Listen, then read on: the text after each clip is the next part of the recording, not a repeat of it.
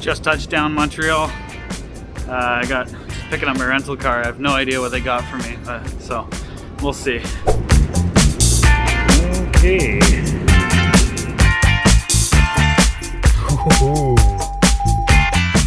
I made it.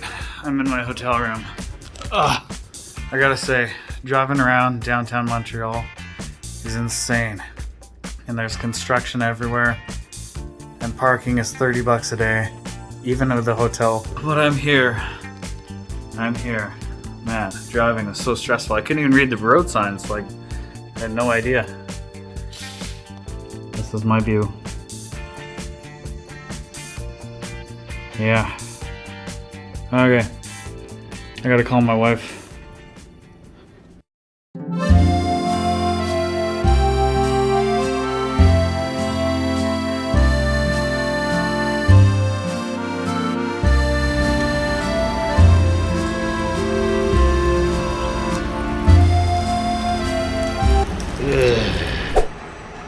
So here they're adding on top of a building that was probably made in the 1800s. So it's kind of like LS swapping 32 Ford. So downtown Montreal is very similar to downtown Vancouver in the sense that it's just so busy. There's tons of one-way streets, lots of crazy drivers. And I can't read the street signs at all, so I didn't take my rental car out today.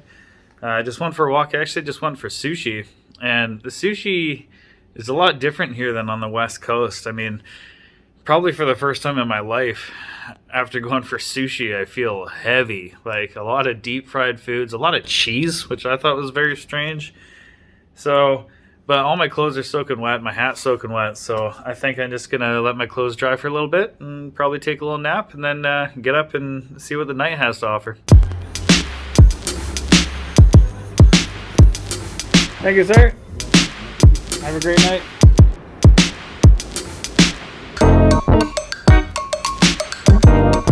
Okay, well, it's day 2. I've got some pizza to eat in bed in the hotel room.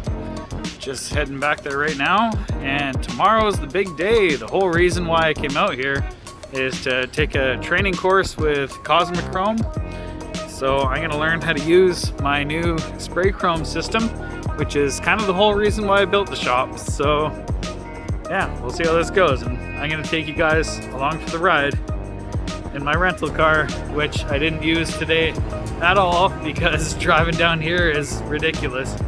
So yeah, all right, time for bed after pizza.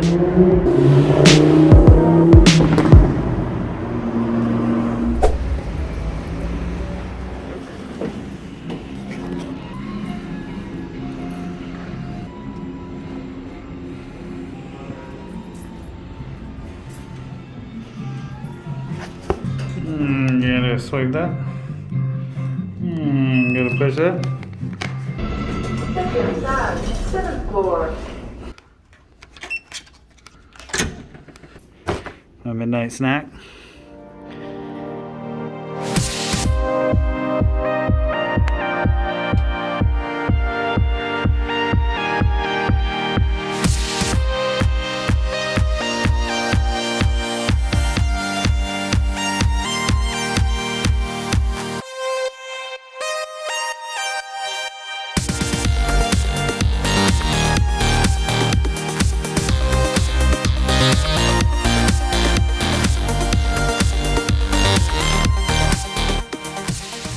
Okay, well, I'm here at Cosmo Chrome, just doing the training course now. I'll show you guys what I did today.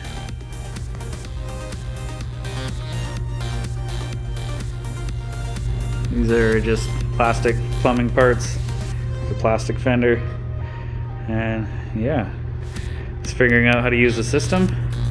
Just breaking for lunch right now, but pretty sweet.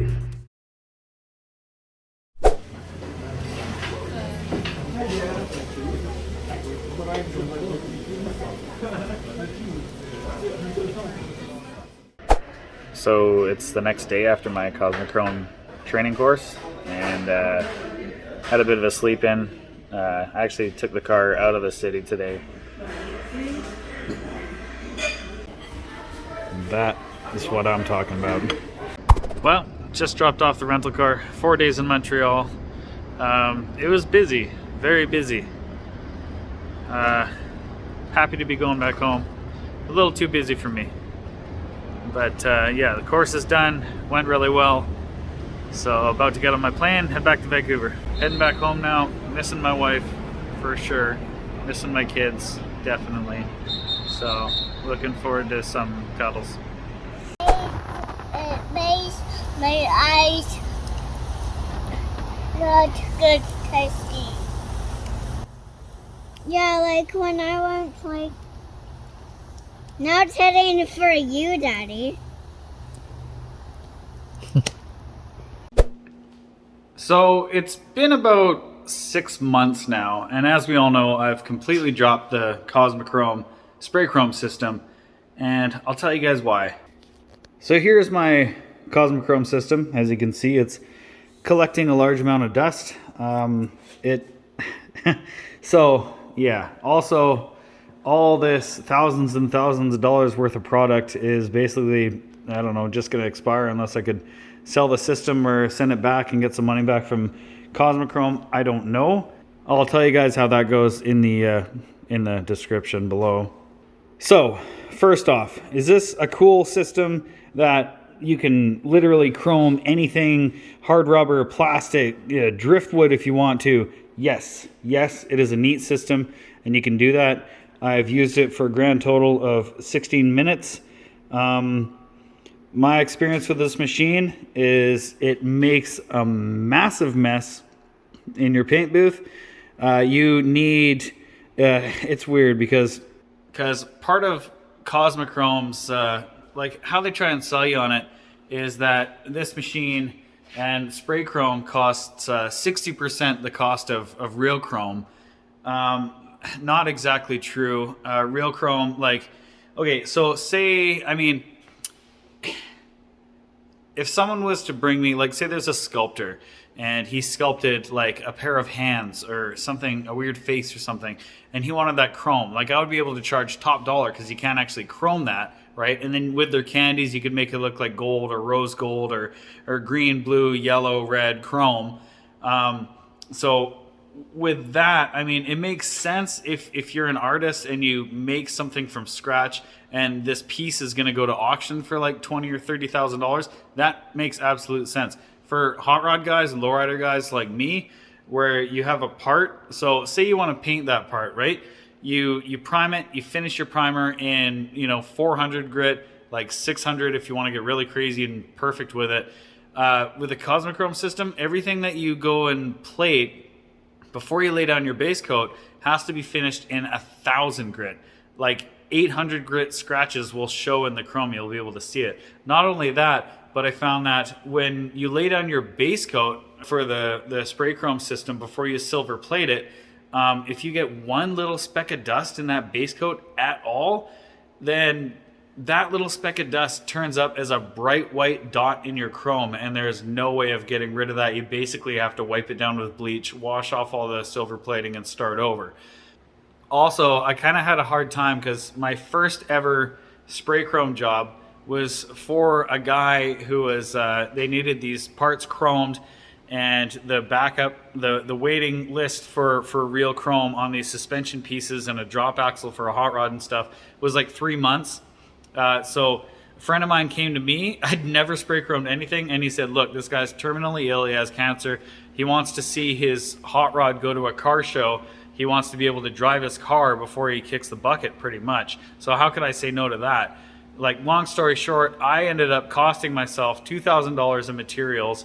It went way over time, way over budget. I ended up giving back all his parts for free because once the chrome once the silver plating was done, I tried to use their they have like a blue tinted clear coat, which basically like has the viscosity of like wax and grease remover. So the second you lay down your first coat, unless you just dust it on, I guess, it just starts running these blue drips that you can't sand out, you can't wet sand and polish. A friend of mine tried to do it afterwards. Like realistically, if you add up the trip and the whole cost of that and everything, probably in the whole like $25,000, which is kind of. So after trying like basically every art form that I can think of, I decided I've always loved custom paint. I used to hang out with this guy Jay, local guy, kind of burnt a lot of bridges in the lowrider scene and whatnot. So he's not doing custom paint anymore. So I decided, you know what, I'm gonna do it. I'm gonna go for it, and it turns out I'm pretty good at it. I'm not gonna get too far into detail with this paint job because this is gonna be the next episode. So that said, if you guys liked this episode, you liked what you saw, hit subscribe, like, comment below, hit the bell notification thing. That also does something. I don't know, but yeah, this is what I'm doing now. So yeah, if you guys want to see this finished, yeah, stay tuned. It's gonna be cool. It's gonna be really cool. We're open for business. Here we go.